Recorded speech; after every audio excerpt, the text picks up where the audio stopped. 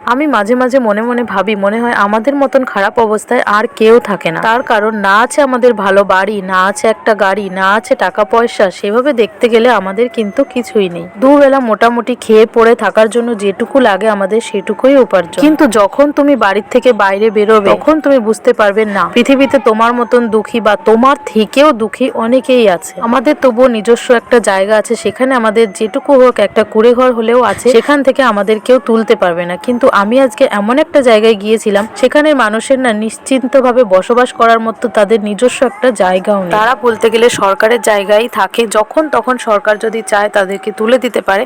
কিন্তু তবুও তারা কি সুন্দর নিশ্চিন্ত মনে একদম আনন্দে বসবাস করে। তাদেরকে দেখে মনে হয় তাদের জীবনে না আছে কোনো অভাব, না আছে কারোর কাছে কোনো অভিযোগ। সেই জন্যই মনে হয় তারা সেইখানে সারাটা জীবন আনন্দে বসবাস করে যেতে পারে। তখন ধরে ভাবছো তো আমি কিসের কথা বলছি? হ্যাঁ, আমি এই দেখো এই রেল লাইন দিয়ে যাচ্ছি। আমি যেতে যেতে দেখলাম এই রেল লাইনের দুই পাশে না প্রচুর মানুষরা ঘরবাড়ি বেঁধে বসবাস করে। এগুলো কিন্তু তাদের নিজস্ব জায়গা নয়, তবুও তারা সেখানে বছরের পর বছর কাটিয়ে দেয়। তো আমি এখান থেকে এটাই শিক্ষা পেলাম যে নিজের যেটুকু আছে সেটুকু নিয়েই খুশি থাকতে হয়, তবেই তুমি জীবনে সুখী হতে পারবে। বন্ধুরা, তোমরাও কি আমার সঙ্গে একমত? তাহলে তোমরা কমেন্ট করে আমাকে অবশ্যই জানাতে পারো তোমাদের মতামত।